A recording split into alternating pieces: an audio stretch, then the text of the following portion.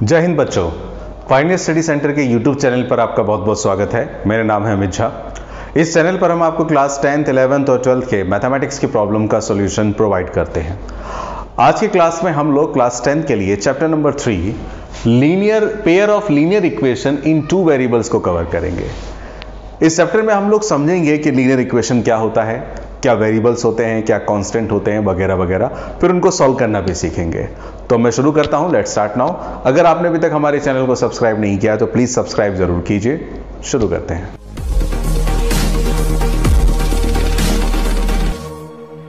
सबसे पहले समझते हैं कि चैप्टर का नाम है pair of linear equation in two variables. मैं एक एक करके सारी चीजें बताता हूं। सबसे पहले इस चैप्टर को समझने के लिए सबसे पहले आप समझते हैं कि वेरिएबल्स किसे कहते हैं। तो जरा समझिएगा, वेरिएबल्स हम लोग किसे बोलते हैं। देखिए, जनरली क्या होता है, अगर मैं मैथमेटिक्स की बात करूं तो मैथमेटिक्स में हमारे टोटल 9 वेरिएबल्स होते हैं। एक और शामिल कर लेते हैं हम नया। मैथमेटिक्स में अब तक जो भी आप छोटी क्लास में मैथमेटिक्स पढ़ रहे थे, उस मैथमेटिक्स में जो चीजें आपने पढ़ी हैं उसके बेस पे मैं कह रहा हूं कि जितने भी हमारे वेरिएबल्स होते हैं, टोटल 10 वेरिएबल्स होते हैं। 10 वेरिएबल्स होते हैं। वो कौन कौन से? X, Y, Z, U, V, W, R, S, T.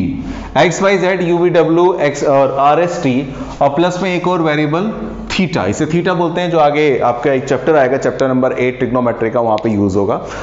जरा बात समझिएगा, वेरिएबल का मतलब होता है वो चीजें इनकी वैल्यू वेरी करती है, बदलती है। आपने 9th क्लास तक जो मैथमेटिक्स पढ़ी है उसमें यही समझा था। कभी क्वेश्चन में क्या आता था कि find the value of X, find the value of Y. आप साइंस पढ़ते थे, वेलोसिटी को आप डिनोट करते थे वी से, आपको कहते हैं टाइम को डिनोट करते थे टी से, एक्सेलरेशन को आप डिनोट करते थे किस कभी एस से, रेट को आप आर से। यानी कि जब आप मैथमेटिक्स करते थे या साइंस करते थे तो हर जगह आपको यही चीजें चलती थी, यही चीजें यूज होती थी। यही नहीं, जब आप वर्ड प्रॉब्लम के क्वेश्चन करते थे तो वहीं पे तो ये होता था कि let the present age of ये, let the speed of train ये। तो जब आप किसी चीज को एज्यूम करते थे तो यही चीजें एज्यूम करते थे, X, Y, Z, U, V, W, R, S, T और थीटा, यही सब चीजें यूज होती थी। तो ये हमारे क्या कहलाते हैं बच्चों? सारे के सारे ये हमारे कहलाते हैं वेरिएबल्स। अच्छा, दूसरी तरफ जरा समझिएगा, एक और चीज होती है हमारी कांस्टेंट्स। ये कांस्टेंट्स क्या होते हैं? तो कांस्टेंट को समझने से पहले मैं एक और बात बता दूं, कांस्टेंट को भी हम लोग 2 पार्ट्स में डिवाइड करते हैं। एक हमारे होते हैं बच्चों प्योर कांस्टेंट, और दूसरे होते हैं हमारे आर्बिट्रेरी कांस्टेंट। एक होते हैं हमारे प्योर कांस्टेंट और एक होते हैं हमारे आर्बिट्रेरी कांस्टेंट। अब ये आर्बिट्रेरी कांस्टेंट क्या होते हैं और प्योर कांस्टेंट क्या होते हैं, जरा सुनिएगा। जैसे नंबर हमारे होते हैं 1 2 3 4 5 10 12 15, ये जो नंबर्स होते हैं ये सारे के सारे नंबर फिक्स नंबर हैं, इनको बोलते हैं हम लोग प्योर कांस्टेंट। लेकिन जो हमारे ए हो गया, बी हो गया, सी हो गया, डी हो गया, ई, ये जो अल्फाबेट्स होते हैं टी से पहले, या मैं कहूं तो ए से लेकर क्यू तक जो हमारे होते हैं, ए से लेकर कहां तक? क्यू तक, ये हमारे आर्बिट्रेरी कांस्टेंट में आते हैं। और क्यू के बाद क्या आ जाता है? क्यू के बाद आता है R, S, T, U, V, W, X, Y, Z. ये सारे के सारे किस में काउंट हो जाते हैं? वेरिएबल्स में।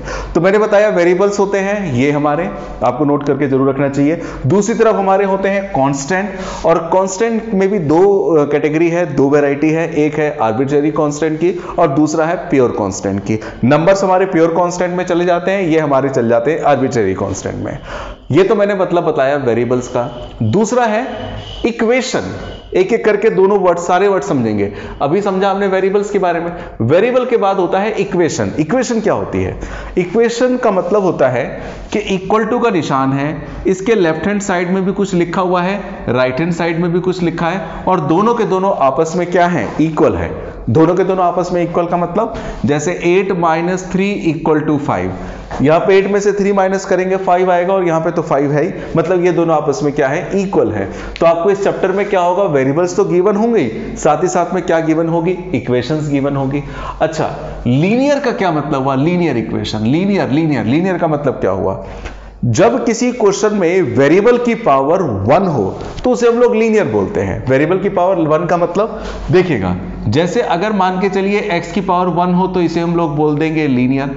अगर x की पावर 2 होती तो इसे हम लोग बोल देते हैं क्वाड्रेटिक। अगर x की पावर 3 हो तो इसे हम लोग बोल देते हैं बच्चों क्या, क्यूबिक। पावर 1 हो तो लीनियर, पावर 2 हो तो हम बोल देंगे क्वाड्रेटिक, पावर 3 हो तो हम लोग बोल देंगे क्यूबिक, इस तरह से। मगर इस चैप्टर का नाम क्या है, लीनियर इक्वेशन। तो लीनियर इक्वेशन का मतलब इसमें क्वाड्रेटिक और क्यूबिक जैसी कोई बात नहीं आएगी। हर इक्वेशन में, हर कंडीशन में वेरिएबल की पावर आपको क्या मिलने वाली है, 1 मिलने वाली है, तभी तो लीनियर बनेगा। तो लीनियर का मतलब बताया, इक्वेशन का मतलब बताया। अब बताया पेयर। पेयर का मतलब क्या हुआ? पेयर का मतलब होता है दो चीजें, जैसे जूतों का पेयर होता है, चप्पल का पेयर होता है, हर चीज के पेयर का मतलब दो जोड़ी, दो चीजें मिलाकर के एक पेयर बनता है। यहां पर क्या होगा इस चैप्टर में, pair of linear equation in 2 variable. आपको हर क्वेश्चन में 2 वेरिएबल वाली इक्वेशन दे रखी होगी, वो भी दो इक्वेशन दे रखी होगी, जैसे 2x + 3y = 5, 3x + 7y = 8। आप देख सकते हैं दो तो वेरिएबल होंगे x और y, साथ ही साथ में पेयर भी होगा। पेयर का मतलब एक इक्वेशन ये होगी तो एक इक्वेशन ये होगी। तो हमें इस चैप्टर में क्या करना है, इन इक्वेशंस को, जो पेयर ऑफ लीनियर इक्वेशन है, उनको सॉल्व करना होगा। सॉल्व कैसे करेंगे वो बताऊंगा। उससे पहले आप जरा ये नोट जरूर करके लिख लीजिए अपनी नोटबुक में कि वेरिएबल्स क्या होते हैं, कांस्टेंट्स क्या होते हैं, आर्बिट्रेरी कांस्टेंट, प्योर कांस्टेंट वगैरह वगैरह। नोट कीजिएगा, मैं आगे बताता हूं। हमारे 10th क्लास के सिलेबस में लीनियर इक्वेशन को सॉल्व करने के लिए टोटल 4 मेथड हैं। ये चारों मेथड आपको आनी चाहिए, मैं आपको बता दूं। जो पहला मेथड है वो है मेथड ग्राफिकल मेथड। आपके एनसीईआरटी में जो एक्सरसाइज आपकी 3.1 और प्लस में 3.2 जो है, 3.1 3.2 वो बेस्ड है ग्राफिकल मेथड पे। सबसे पहले हमें यही सीखना होगा। दूसरा मेथड है सब्स्टिट्यूशन मेथड। आपकी जो एक्सरसाइज 3.3 है, 3.3 आपकी सब्स्टिट्यूशन मेथड पे बेस्ड है एज पर एनसीईआरटी। तीसरा है एलिमिनेशन मेथड। एक्सरसाइज 3.4 जो है आपकी वो एलिमिनेशन मेथड की है। और लास्ट एक्सरसाइज जो है एक्सरसाइज 3.5, इस पे हम लोग समझेंगे क्रॉस मल्टीप्लिकेशन मेथड से। दरअसल हमें लीनियर इक्वेशन क्वेश्चन में गिवन होगी और लीनियर इक्वेशन को सॉल्व करने के लिए कुछ एक्सरसाइज इससे करनी होगी, कुछ इससे, कुछ इससे, कुछ इससे। अब जरा समझिएगा, किसी भी लीनियर इक्वेशन को जो आपको क्वेश्चन में दे रखी है, चाहे आप इस मेथड से सॉल्व कीजिए, चाहे इस मेथड से सॉल्व कीजिए, चाहे इस मेथड से सॉल्व कीजिए, चाहे इस मेथड से सॉल्व कीजिए, सभी से आंसर सेम आने वाला है। लेकिन हम किससे करेंगे, याद रखिए, आपको जब क्वेश्चन सॉल्व करना होगा तो क्वेश्चन में क्या रखा होगा कि इस मेथड से करो। क्वेश्चन में जब बोल रखा होगा ग्राफिकल मेथड से करो तो we have to apply graphical method, हमें ग्राफिकल मेथड लगाना है। अगर सब्स्टिट्यूशन बोल रखा होगा तो सब्स्टिट्यूशन, एलिमिनेशन बोल रखा होगा तो एलिमिनेशन, क्रॉस मल्टीप्लिकेशन बोल रखा होगा तो क्रॉस मल्टीप्लिकेशन। लेकिन मान के चलो आपके एग्जाम में क्वेश्चन आ गया और मेथड तो बताया नहीं है कि कौन से मेथड से करो, तो भैया उस समय आपकी मर्जी है, आपको जो फेवरेट आपका मेथड हो, चाहिए चाहिए चाहिए ही चाहिए, किसी भी मेथड से सॉल्व कर सकते हैं। लेकिन किसी भी मेथड से सॉल्व करने के लिए पहले मेथड आना भी तो चाहिए। तो हम लोग एक एक करके सारे के सारे मेथड ये सीखेंगे। आज की वीडियो में सबसे पहले हम शुरुआत करते हैं किसकी, ग्राफिकल मेथड की। हेडिंग डाल के जरा ये नोट कर दीजिएगा, ग्राफिकल मेथड। मैं बताता हूं इसके बाद। एक्सरसाइज की शुरुआत करते हैं फर्स्ट क्वेश्चन से। फर्स्ट एक्सरसाइज आपकी बुक से। देखिए जरा क्वेश्चन को, क्वेश्चन क्या कह रहा है, समझते हैं। देखिए एक बात समझ लीजिए इस क्वेश्चन को करने के लिए, 10th क्लास के बच्चों आप ये समझ लीजिए कि सबसे बड़ी बात कि जब भी किसी क्वेश्चन में आपको ये वर्ड्स दिखाई दे, आफ्टर, लेटर, डाउनस्ट्रीम, पहले ही बता रहा हूं ये आफ्टर, लेटर, डाउनस्ट्रीम, एडिशन, तो इन सिचुएशन में हमेशा हम लोग प्लस करते हैं, प्लस। लेकिन जब भी कहीं क्वेश्चन में लिखा हो बिफोर, अर्ली, अपस्ट्रीम, सब्ट्रैक्शन, नाम से पता चल रहा है सब्ट्रैक्शन, तो इस सिचुएशन में हम लोग क्या करते हैं, माइनस करते हैं। मतलब जैसे मान के चलिए आज किसी की एज है 50 इयर्स। आज अगर मेरी एज 50 इयर्स है तो अगर मैं आपसे पूछूं आज से 5 साल बाद मेरी एज कितनी होगी, what will be my age after 5 years. आज 50 है तो 5 साल बाद मेरी एज हो जाएगी 55। और आज से 5 साल पहले की एज पूछूं मैं क्या होगी, तो आज से 5 साल पहले की एज कितनी होगी, आज 50 है तो 5 माइनस कर दीजिए, दैट वुड बी 45। यानी कि बाद की एज के लिए प्लस करना है और जो पीछे चली गई एज उसको जानने के लिए आपको सब्ट्रैक्ट करना है, माइनस करना है। अब इस क्वेश्चन को पकड़ते हैं, क्वेश्चन क्या कह रहा है, क्वेश्चन को देखिएगा। क्वेश्चन कह रहा है क्या भला, आफ्ताब टेल्स हिज डॉटर, ये लो यहां पे क्या है, ये मान के चलिए आफ्ताब है, ये है आफ्ताब। जो बूढ़ा हो गया होगा, और ये उसकी छोटी सी प्यारी सी डॉटर है।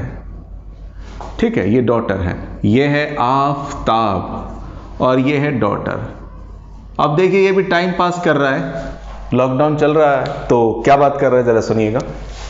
Aftab tales his daughter, Aftab बोलता अपने डॉटर को, यानी कि अपनी डॉटर को बोल रहा है, अपनी बिटिया को बोल रहा है। क्या बोल रहा है? 7 years ago, 7 साल पहले, एगो मतलब पहले, 7 years ago, 7 साल पहले, I was 7 times old as you were then। Aftab कह रहा है अपनी डॉटर को, बेटा 7 साल पहले ना, मैं 7 साल पहले 7 टाइम्स था तेरी एज का। मतलब आज भी कुछ एज होगी आफताब की, आज भी उसकी डॉटर की कुछ एज होगी। अगर हम इनकी एज को 7 साल पीछे पहुंचा दें, पीछे यानी कि आफताब की एज में से भी 7 माइनस एज कर दें और उसकी डॉटर की एज में से भी 7 माइनस कर दें, तो उन दोनों की 7 साल पहले की एज मिल जाएगी। तो 7 साल पहले जो एज होगी, तो आफताब कह रहा है कि 7 साल पहले बेटा मैं तेरी एज का 7 टाइम्स था, ऐसा वो बोल रहा है। I was 7 times old as you were then, तू जो उस समय तेरी एज थी, मैं बेटा तेरी एज का 7 टाइम्स था। ये कौन कह रहा है? आफताब बोल रहा है। फिर यहीं पर नहीं रुका, खाली बैठा हुआ है, कुछ और भी बोलना चाहिए, तो उसने कुछ और भी बोला। आल्सो, साथ ही साथ में 3 years from now, अब नाउ का मतलब अब से और 3 साल बाद। पहले पुरानी बात बता दी, अब आगे की बात बता रहा है। क्या? आल्सो 3 years from now, अब से 3 साल बाद, अब से 3 साल बाद, आई शैल बी, मैं होऊंगा 3 times, 3 गुना, as old as you will be. बोल रहा है कि बेटा आज से 3 साल बाद मेरी जो एज होगी वो तेरी एज का, उस समय की एज का 3 टाइम्स होगी। मतलब आज से 3 साल बाद अगर आफताब की एज बढ़ेगी तो उसकी बिटिया की एज भी बढ़ेगी। तो 3 साल बाद जो आफताब की एज होगी बच्चों, वो उसकी डॉटर की एज का 3 टाइम्स होगी, ऐसा क्वेश्चन बोल रहा है। मतलब 2 कंडीशन, एक कंडीशन 7 साल पहले की, एक कंडीशन 3 साल बाद की। क्वेश्चन क्या कह रहा है जरा सुनिएगा। क्वेश्चन आगे बोल रहा है क्या, अच्छा इसमें लिखा तो है, मैं बुक में देखने लग गया। आगे लिखा है represent this situation algebraically and graphically. अब आपको इसे एल्जेब्रिकली इक्वेशन बना के बताना है और ग्राफिकली भी रिप्रेजेंट करना है। तो कैसे करेंगे जरा सुनिएगा। इस पूरे के पूरे क्वेश्चन में 2 कैरेक्टर हैं। एक कैरेक्टर कौन है? खुद आफताब, और दूसरा कैरेक्टर कौन है? उसकी डॉटर, उसकी बिटिया। तो हम लोग क्या करते हैं, क्वेश्चन को जब सॉल्व करते हैं ना बच्चों, तो क्वेश्चन को सॉल्व करने के लिए पहले लिखते हैं क्या कि let the present age of Aftab, Aftab की प्रेजेंट एज कितनी है? तो मान लेते हैं x ईयर्स। साथ ही साथ में and the present age of, उसकी जो डॉटर है उसकी भी तो कुछ एज होगी आज, तो उसकी एज क्या होगी? तो मान लेता हूं मैं y ईयर्स। अब क्वेश्चन में हमेशा इस चैप्टर में 2 कंडीशंस दे रखी होगी, तो 2 कंडीशन दे रखी है। पहली कंडीशन क्या है उसको पकड़ते हैं। तो मैं फर्स्ट कंडीशन लिख रहा हूं। फर्स्ट कंडीशन में उसने क्या बोल दिया हमें, तो फर्स्ट कंडीशन किसकी बात कर रहा है? फर्स्ट कंडीशन में आफताब बात कर रहा है 7 years ago, यानी कि यहां पे लिख देता हूं मैं 7 years ago। तो एक बात समझना बच्चों, 7 साल पहले की बात हो रही है, तो 7 साल पहले की बात कैसे होगी समझिएगा। एक बात बताओ, आज का कहते हैं आफताब कितने का है? आज आफताब x का है, और 7 साल पहले कितने का रहा होगा? 7 माइनस कर दीजिए। आज उसकी डॉटर कितने की है? y की है। 7 साल पहले कितनी होगी? उसमें से भी 7 माइनस कर दीजिए। अब इन दोनों को ना इक्वल करना है उस कंडीशन से जो कंडीशन आफताब ने आपके सामने रखी। क्या कंडीशन रखी है कि 7 years ago I was 7 times, 7 साल पहले मैं 7 गुना होऊंगा। किसका? as old times old as you were then। आप जितने की होगी, अपनी बिटिया कह रहे बिटिया 7 साल पहले तू जितनी की होगी ना, मैं तेरी एज का 7 गुना होऊंगा। कौन होगा 7 गुना? आफताब। किसकी एज का? डॉटर की एज का। मतलब डॉटर की एज में अगर 7 टाइम्स कर देंगे, 7 से मल्टीप्लाई कर देंगे, तो ये आफताब की एज आ जाएगी। इसको थोड़ा और ऐसे समझते हैं, जैसे कोई नंबर है 70 और एक नंबर है 10, तो मैं कहूंगा 70 जो है बच्चों 10 का 7 टाइम्स है। 70 जो है 10 का 7 टाइम्स है, तो 70 7 टाइम्स है, तो इसका मतलब सामने वाले में अगर 7 से मल्टीप्लाई करेंगे तभी तो इसके इक्वल होगा। तो ऐसे यहाँ पे आफताब की एज उसकी डॉटर की एज का 7 टाइम्स है, तो आफताब की एज तो खुद 7 टाइम्स है ही, उसकी डॉटर की एज में मैं 7 से मल्टीप्लाई करूंगा तो आफताब की एज आ जाएगी। अच्छा, यहाँ पर x माइनस 7 मल्टीप्लाई कर दूंगा 7y माइनस का 49, x प्लस का 7y इधर आके माइनस का 7y, और माइनस का 7 उधर आके प्लस का 7 क्या आ जाएगा, माइनस का 42। ये बन गई हमारी एक फर्स्ट अलजेब्रिक इक्वेशन, ये हमारी फर्स्ट अलजेब्रिक इक्वेशन बनी है। अब इसी तरह से हमें दूसरी अलजेब्रिक इक्वेशन भी बनानी है। अगर मैं दूसरी अलजेब्रिक इक्वेशन बनाऊं तो दूसरी अलजेब्रिक इक्वेशन क्या होगी, मैं दूसरी कंडीशन यहां पे लिख देता हूं, फिर मुझे मिटाना भी पड़ेगा। सेकंड कंडीशन क्या कह रही है बच्चों, सेकेंड कंडीशन किसकी बात कर रही है, 3 इयर्स फ्रॉम नाउ, यानी कि 3 इयर्स फ्रॉम नाउ, यानी कि अब से 3 साल बाद की बात हो रही है। तो अब से अगर 3 साल बाद की बात हो रही है तो देखना बच्चों, आज आफताब की एज कितनी है x, 3 साल बाद कितनी होगी 3, इसमें ऐड कर दीजिए। आज उसके बिटिया की एज कितनी है y, 3 साल बाद उसकी एज क्या होगी, 3 साल बाद एज जानने के लिए उसमें भी 3 ऐड कर दीजिए। तो क्या बोल रहा है क्वेश्चन, 3 साल बाद जो आफताब की एज होगी वो अपने डॉटर की एज का कितना होगा, डॉटर की एज का 3 टाइम्स होगा, तो मुझे डॉटर की एज में भी 3 से मल्टीप्लाई करना पड़ेगा। अब x प्लस में 3 एज इट इज, ये है 3y प्लस का 9, x वेरिएबल वाले एक तरफ कर लेते हैं, x प्लस का 3y माइनस का 3y, और प्लस का 3 उधर आके माइनस का 3, यानी कि x माइनस 3y क्या बच जाएगा, 6 बन जाएगा। तो ये तो बात हुई किसकी, हमने क्या बनाया, सबसे पहले अलजेब्रिक इक्वेशंस बना दी।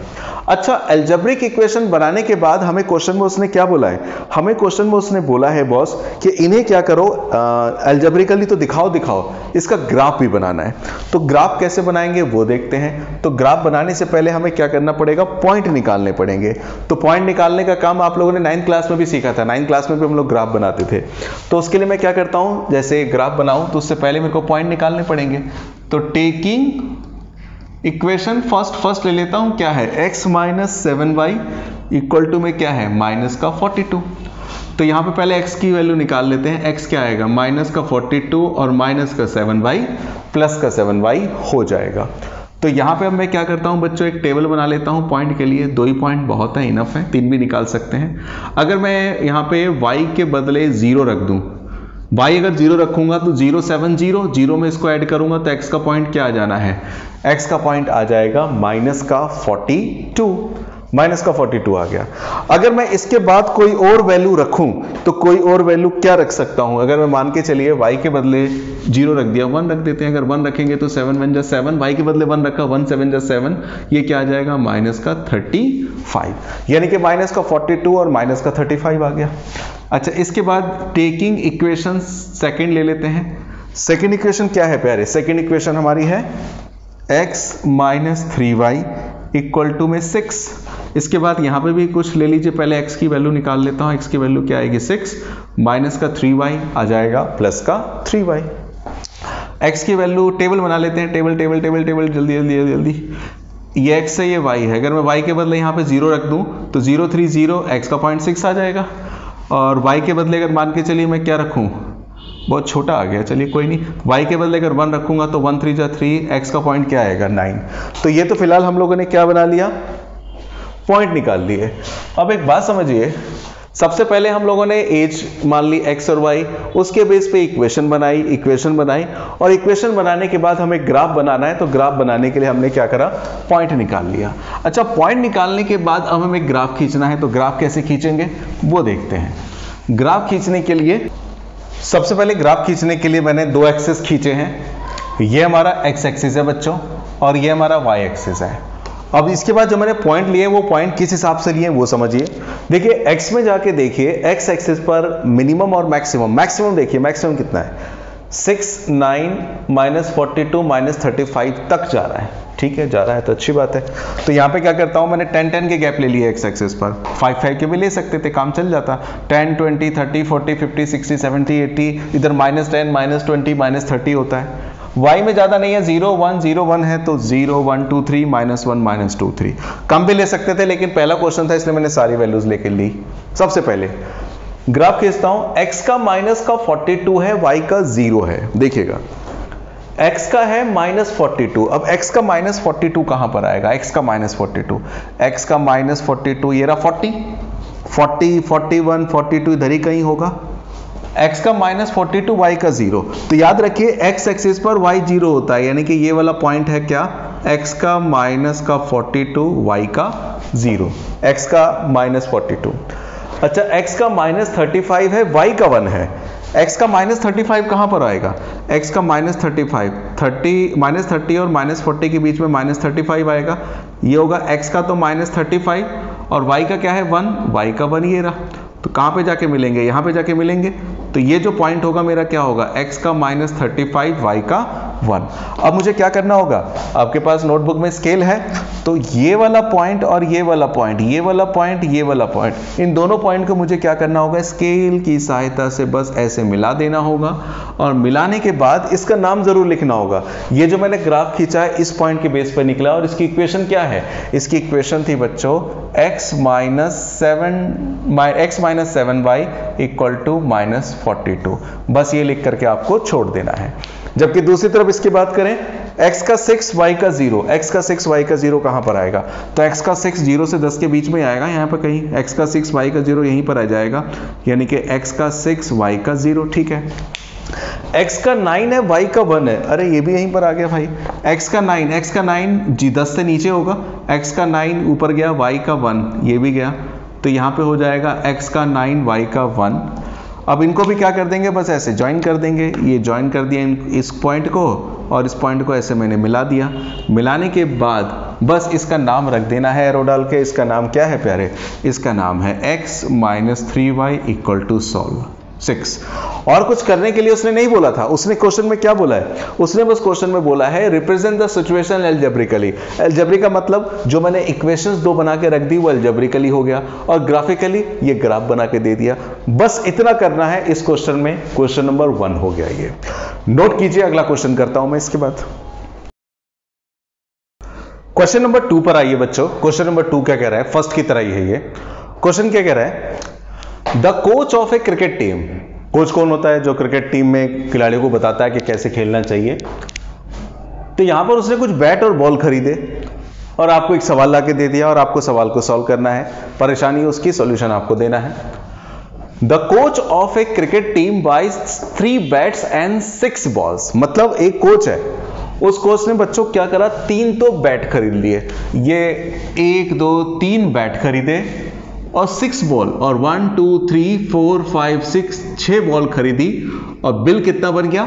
3900 का बिल बन गया तो अच्छी बात है।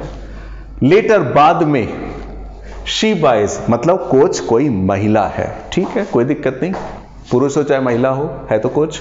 She buys another bat and 3 more balls. बाद में उसने क्या करा? 3 और बॉल और बैट खरीदी। देखिए बॉल के आगे तो बता रखा है कि 3 बॉल शी परचेज, लेकिन बैट के आगे तो बताया नहीं है। तो नहीं बताया तो बाय डिफॉल्ट उसने बैट खरीदा, मतलब एक बैट खरीदा। तो यहां पे क्या है? Later she buys another bat and 3 balls. उसने एक बैट खरीदा है और 3 बॉल खरीदी है। कितने की खरीदी है ये? टोटल 1300, यानी कि 1300 रुपए की, 1300 रुपीज की। तो represent it algebraically and geometrically. इसको हमें एल्जेब्रिकली और ज्योमेट्रिकली दोनों तरह से क्या करना है? सॉल्व करना है। देखिए सबसे पहले तो ये सॉल्व करने के लिए पहले देखिए क्वेश्चन में 2 चीजों का जिक्र होगा, 2 कैरेक्टर होंगे। जैसे पिछले क्वेश्चन में 2 कैरेक्टर थे, आफ्ताब और उसकी डॉटर। यहां पे 2 चीजें हैं, क्या? एक है बैट और एक है बॉल। तो सबसे पहले हम लोग क्या करते हैं जरा सुनिएगा। सबसे पहले हम मान के चलते हैं क्या? सॉल्यूशन जब स्टार्ट करेंगे बच्चों तो हम मान के चल रहे हैं कि लेट द कॉस्ट या प्राइस ऑफ ईच बैट, मतलब एक बैट कितने का है? तो मान लेते हैं ₹X, and the price of each ball, एक बॉल कितने की है? तो बॉल मान लेते हैं Y की। अब भैया आप गए दुकान पर, आप कोच है मान के चलिए, और आप कोच है, आप दुकान पर गए और आपने जाकर के 3 बैट खरीदे हैं। तो अगर आपने 3 बैट खरीदे तो एक बैट के लिए यू आर पेइंग X। अगर एक बैट के लिए आप X दे रहे हैं तो एक बैट के लिए X, दूसरे बैट के लिए भी X, तीसरे बैट के लिए भी X, X, X, X, मतलब 3X दे दिया आपने। उसी तरह से आप क्या कर रहे हैं, 6 बॉल खरीद रहे हैं, एक बॉल के लिए वाई, दूसरे बॉल के लिए भी वाई, तीसरे बॉल के लिए भी वाई, चौथे बॉल के लिए भी वाई, पांचवें बॉल के लिए भी वाई, 6 बॉल के लिए वाई, मतलब वाई वाई वाई। तो आपने एक, जो हमारी फर्स्ट कंडीशन है उसको पकड़ते हैं। फर्स्ट कंडीशन मुझे कह रही है और आपको भी कि आपने 3 बैट खरीदे, तो एक बैट के लिए x, दूसरे बैट के लिए भी x, तीसरे बैट के लिए भी x, और 6 बॉल खरीदी तो पहले बॉल के लिए y, दूसरे बॉल के लिए y, तीसरे बॉल के लिए y, y y y। भाई 6 बॉल खरीदी तो हर बॉल के लिए इतने पैसे दोगे, टोटल आप कितने दोगे, 3900, मतलब xx दैट इज 3x, और 1 2 3 4 5 1 2 3 4 5 6y, टोटल कितना आ गया, 3900। आप चाहो तो यहां पे छोड़ दो इसको, यहां पे नहीं तो आप एक काम कर सकते हैं, इसमें से 3 कॉमन ले लीजिए, x बचेगा, 3 कॉमन लेंगे, 3 2 जा 6, 3900, और 3 मल्टीप्लाई में डिवाइड में जाएगा तो x प्लस 2y कितना आएगा, 3 डिवाइड में चल जाएगा, तो 3900 के डिवाइड में 3 चला गया, तो x प्लस 2y की वैल्यू क्या आ गई, 1300 आ गई। ये आ गया आपकी क्या, इक्वेशन फर्स्ट। कॉमन लेना चाहे तो ले सकते हैं, नहीं लेना चाहे तो भैया आपकी मर्जी है, कोई दिक्कत की बात नहीं है। अब जरा आ जाते हैं सेकंड कंडीशन।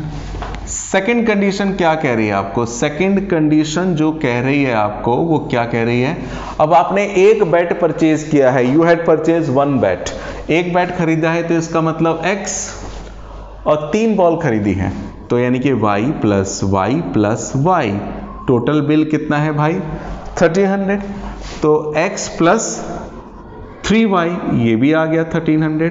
तो ये एल्जेब्रिकली हमने, जब उसने बोला क्वेश्चन में कि रिप्रेजेंट एल्जेब्रिकली, तो एल्जेब्रिकली रिप्रेजेंट करने का मतलब है कि इक्वेशन बना के देना है, तो इक्वेशन बना के तो हमने दे दिया। एक इक्वेशन ये आ गई x plus 2y equal to 1300, और एक इक्वेशन क्या आ गई x plus 3y equal to में क्या, 1300, दोनों में 1300 है, कोई टेंशन की बात नहीं है तो है। तो एक इक्वेशन मेरी ये बन गई है, एक इक्वेशन ये बन गई है, ये हमने एक पार्ट सॉल्व कर दिया जिसमें हमें क्या करना था, एल्जेब्रिकली सॉल्व करना था। अगला पार्ट हमें क्या करना है, अगला पार्ट हमें क्या करना है, इसे ग्राफिकली सॉल्व करना है। तो ग्राफिकली कैसे सॉल्व होगा, ग्राफिकली सॉल्व करने के लिए हमें पॉइंट निकालने पड़ेंगे। तो सबसे पहले मैं क्या करता हूं, ग्राफिकली सॉल्व करने के लिए पॉइंट निकालता हूं। तो पॉइंट निकालने के लिए पॉइंट रखने पड़ेंगे, तो रखते हैं। टेकिंग इक्वेशन फर्स्ट इक्वेशन क्या थी अपनी प्यारे, x plus 2y equal to 1300। तो यहां पे मैं बॉक्स बना रहा हूं, बॉक्स बना दिया मैंने, ये है x, ये है y, रखो जी रखो। अच्छा एक और चीज, एक काम कर सकते हैं, अगर मैं y के बदले यहां पे क्या रख दूं, मैं x के बदले y के बदले रख देता हूं। y के बदले अगर 0 रखूं तो 0 2 0, प्लस का 0 इधर आके माइनस का 0, मतलब x की वैल्यू आ गई 1300, सिंपल सी। आप बड़ा नंबर भी रख सकते थे, बड़ा ही नंबर रख दूं, नहीं तो चलिए कोई नहीं, ये भी ठीक है। अच्छा अब मैं y के बदले क्या रखूं, कोई और नंबर रख दूं, मान के चलो y के बदले रख दूं मैं 200 रख देता हूं। अगर y के बदले मैं 200 रखूं तो 2 2 जा 400, प्लस का 400 इधर आके माइनस का 400, क्या बच जाएगा, 900 बच जाएगा। आगे चलते हैं, टेकिंग इक्वेशन सेकंड ले लेते हैं। सेकंड इक्वेशन क्या है, सेकंड इक्वेशन है x plus 3y equal to में 1300। आसान बनाने के लिए पहले मैं क्या काम करता हूं, 3y को पहले उधर ले जाता हूं, चक्कर ही खत्म। तो अब यहां पर मदद करना मेरी बच्चों, ये है x, ये है y, धर दो y की वैल्यू, क्या रखना चाहोगे। मैं y के बदले अगर मैं 0 रख दूं तो y3 0, 1300 में से 0 जाएगा तो 1300 ही बचेगा। y के बदले मैं क्या रख दूं, 200 ही चलो रख देता हूं। अगर y के बदले 200 रख दूं तो 2 3 जा 600, 1300 में से 600 गया तो क्या बच गया, 700। तो यहां पे मैंने क्या करा, यहां पे मैंने बच्चों 2 इक्वेशंस बनाई एल्जेब्रिकली। इक्वेशन बना के मैंने क्या करा, सीधी सी बात है, पॉइंट निकाल लिए, क्योंकि इसके बाद हमें क्या खींचना है, इसके बाद हमें बच्चों इसका ग्राफ खींचना है। अच्छा जब ग्राफ खींचेंगे तो ग्राफ खींचते समय देख लीजिए x में क्या है, मैक्सिमम x में ही ज्यादा है, y में तो ज्यादा नहीं है। तो एक काम करते हैं, बस जब मैं खींचूंगा, और इसमें भी क्या है, x में सारे के सारे मैक्सिमम क्या है, पॉजिटिव है, नेगेटिव तो है ही नहीं। तो समझदारी रखा कीजिए ग्राफ बनाते समय। ग्राफ बनाते समय कैसी समझदारी, देखिएगा मैं समझदारी इसकी कह रहा हूं। जैसे मान के चलिए यहां पे मैंने ऐसा बनाया, देखिए x का नेगेटिव पार्ट कम बनाया, पॉजिटिव पार्ट ज्यादा बनाया, क्योंकि मेरे को नेगेटिव तो चाहिए ही नहीं, पॉजिटिव चाहिए। तो ये मेरा y एक्सिस है, ये मेरा x एक्सिस है। तो y में मैक्सिमम कितना है, y में तो 200 तक ही गया है। तो यहाँ पे ले लेता हूँ 100 और यहाँ पे ले लेता हूँ 200, यहाँ पे -100 माइनस का 200। x में थोड़ा हाल है खराब, x में क्या है, कहाँ तक गया है, 1300 तक गया है। तो 1300 तक गया है तो 200 का गैप लेना ठीक रहेगा। 2, 4, 6, 8, 10, 12, 14 माइनस का 200, ये 200 है, 400 है, 600 है, 800 है, 1000 है, 1200 है और ये 1400 है। 2, 4, 6, 8, 10, 12, 14। चलिए ठीक है, बहुत बढ़िया। चलिए सबसे पहले हम लोग इसका डायग्राम ड्रॉ करें। अगर डायग्राम ड्रॉ करेंगे तो इस डायग्राम में सबसे पहले x का 1300, y का 0 कहाँ पे मिलेगा, x का 1300, x एक्सिस का 1300, 1200 और 1400 के बीच में यहाँ पर आएगा। x का 1300 ये रहा और y का 0 यहीं पर आ जाएगा। तो ये आ गया पॉइंट, x का 1300 और y का 0। चलिए ठीक है। अच्छा, इसके बाद दूसरा पॉइंट कहाँ पर मिलेगा हमें, x का 900, y का 200, x का 900 यार, x का 900, 800 से 1000 के बीच में ये रहा, x का 900, 900, 900, 900, y का 200, 900 पे 200, y का 200, 200, 200, 200, 200, यहाँ पे आ गया, यहाँ पे आ गया, यहाँ पर आ गया। तो क्या पॉइंट बना, x का 900, y का 200। ज्वाइनिंग दीज 2 पॉइंट्स, दोनों पॉइंट को ज्वाइन कर देंगे, एक ये और एक ये। तो इनको ज्वाइन करता हूँ, ज्वाइन करूँगा, ज्वाइन कर दिया। इसका नाम रख देते हैं, क्या नाम है बच्चों इसका, x + 2y 1300।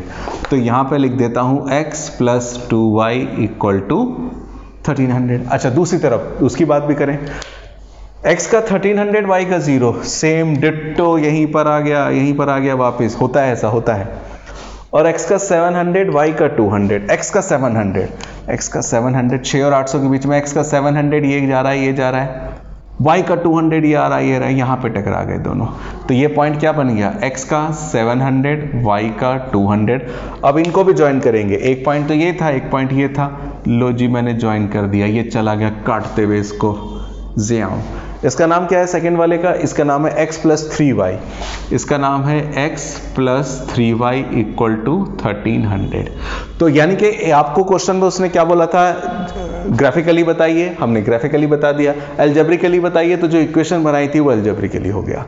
नोट कीजिएगा। अब जरा तीसरा क्वेश्चन करते हैं इसके बाद, वो भी अच्छा है।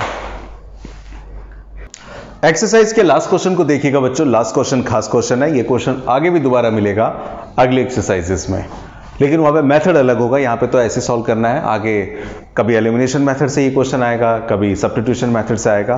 क्वेश्चन क्या है देखिएगा, हमारी लाइफ पर ही डिपेंड करता है, जनजीवन में जो चीजें हम लोग खरीदते हैं। क्वेश्चन कह रहा है, the cost of 2 kg of Apple and the 1 kg of grapes on a day was found ₹160। मतलब आप मार्केट में गए और आप किसी दिन मार्केट में गए, तो आपने क्या करा, सोचा कुछ खरीदते हैं, आपने 2 किलो तो एप्पल परचेज कर लिए, यानी कि you had purchase 2 kg Apple, 2 kilo सेब खरीदे, और 1 kg ऑफ ग्रेप्स, और 1 किलो खरीद लिए अंगूर, ग्रेप्स खरीद लिए। और सब्जी फल वाले ने बिल कितने का बना के दिया आपको, 160 रुपए का। ठीक है, अच्छी बात है। अच्छा, आफ्टर अ मंथ, 1 महीने बाद फिर आप गए दोबारा, the cost of 4 kg of Apple and the 2 kg of grapes is 300। कुछ समय बाद आपने कहा फिर खाना चाहिए, खरीदना चाहिए, गए 4 किलो आपने एप्पल सेब खरीदे, 2 kg ग्रेप्स यानी कि अंगूर खरीदे, तो बिल अब कितना बन के आ गया, 300। इसको भी आपको क्या करना है, वही पुरानी बात, अलजेब्रिकली रिप्रेजेंट करनी है, और साथ ही साथ में कैसे रिप्रेजेंट करनी है, ग्राफिकली। तो कैसे करेंगे, सुनिएगा। सवाल को सॉल्व करते हैं। सवाल को सॉल्व करने के लिए सबसे पहले इस पे भी फिर दोबारा से 2 कैरेक्टर है, पूरे चैप्टर में हर क्वेश्चन में आपको 2 कैरेक्टर मिलने वाले हैं। इसमें 2 कैरेक्टर कौन से हैं, एक है एप्पल और दूसरा ऑरेंज। तो देखिएगा क्या है, हम लोग मान के चलते हैं कि let the price of 1 kg of Apple, 1 kilo Apple कितने का है बच्चों, तो मान के चलते हैं भाई 1 किलो एप्पल x का है, and the price of 1 kg of grapes, 1 kilo grapes कितने का है, y का। क्वेश्चन में 2 कंडीशन दे दी गई है। सबसे पहले हम पकड़ते हैं बच्चों फर्स्ट कंडीशन को। फर्स्ट कंडीशन क्या कह रही है देखते हैं। फर्स्ट कंडीशन क्या है, 1 kg एप्पल खरीदा, सॉरी 2 kg एप्पल खरीदा, 1 किलो एप्पल अगर x का है तो 2 kg एप्पल 2x का हो जाएगा, प्लस में 1 किलो ग्रेप खरीदा, 1 किलो ग्रेप y का है तो 1 किलो ग्रेप y का रहेगा। बिल कितना आ गया आपका, 160। ठीक है। अच्छा, इसके बाद लगे हाथ में अगर ग्राफ खींचना है तो पॉइंट भी यहीं पे निकाल लेता हूं। पॉइंट निकालने के लिए मैं इस बार क्या करता हूँ, y की वैल्यू निकालता हूँ। प्लस का 2x इधर आके माइनस का 2x हो गया। जरूरी नहीं है कि आप हमेशा y को उधर ले जाएं, जो आपको अच्छा लगे। x अच्छा लग रहा है तो x को उधर ले जाओ, y अच्छा लग रहा है तो y को उधर ले जाओ। यहाँ पे y अकेला था, इसको बेचारे को हमने अपनी तरफ ही रख लिया, अच्छा अकेला है, उसको उधर भेज देते हैं। अब इसके बाद क्या करते हैं जरा समझते हैं, x y। x के बदले में क्या रख दूं, बोलो बोलो बोलो। x के बदले रख देता हूं 0, तो x के बदले 0 रखूंगा तो 0 2 0 160 आएगा। अच्छा x के बदले क्या रखूं, x के बदले मान के चलिए थोड़ा सा बड़ा नंबर रख देता हूं, 50 रख देता हूं। अगर मैं x के बदले रख दूं 50 तो 52 जा 100, 160 में से 50 गया, 160 में से 100 गया, दैट वुड बी 60। 52 जा 100, 160 में से 100 गया, 60 बचेगा। ये हो गई फर्स्ट की बात। अच्छा अब सेकंड की बात भी कर लें। सेकंड हमें क्या कह रहा है बच्चों, सेकंड कंडीशन हमें क्या कह रही है, यू हैड परचेज, कितना खरीदा आपने, after a month the cost of 4 kg Apple. तो 1 किलो एप्पल x का था तो 4 kg 4x का होगा। 2 kg ग्रेप्स खरीदे यानी कि 2y का होगा, और ये आ गया 300। अब 4x plus 2y equal to 300 आ गया। अब इसमें क्या करो, मैं x और y किसी की वैल्यू भी निकाल सकता हूं, लेकिन पहले एक काम कर लो ना, कर सकते हैं तो 2 कॉमन ले लीजिए, 2 कॉमन लेंगे 2x, 2 कॉमन लेंगे y, और इक्वल टू में क्या आएगा भाई 300। 2 मल्टीप्लाई में डिवाइड में जाएगा तो 2x प्लस y ये आ जाएगा 150। 2 डिवाइड में गया तो 300 के डिवाइड में जाएगा तो 150 ही आएगा। तो y की वैल्यू मैं निकाल लेता हूं यहाँ पे भी 150 माइनस का 2x। अब मैं एक काम करता हूं, ग्राफ बनाने के लिए पॉइंट निकालता हूं। पॉइंट निकालूंगा अगर बच्चों, x के बदले क्या रखूं बताओ, x के बदले रख देता हूं 0, तो 0 2 0, 150 में से 0 जाएगा 150 ही आएगा। अच्छा x के बदले अब क्या रखूं, चलिए इस बार 50 रख देता हूं दोबारा से। 52 जा 100, 150 में से 100 जाएगा, अरे बाबा 50 आ जाएगा, 50 आ गया। 52 जा 100, 150 में से 100 गया, 50 आ गया। अब मुझे क्या करना है, इसका ग्राफ बनाना है। ग्राफ बनाते समय पहले से सावधानी रख लेनी है। सावधानी क्या, x में मैक्सिमम कहां तक गया है, 0 50 0, x में 50 तक गया है, ज्यादा नहीं गया, ठीक है। y में कहां तक गया है, y में ज्यादा गया है भाई, 150 160 तक, तो कोई दिक्कत की बात नहीं है, लेकिन गया है सारे पॉजिटिव, कोई नेगेटिव नहीं गया है।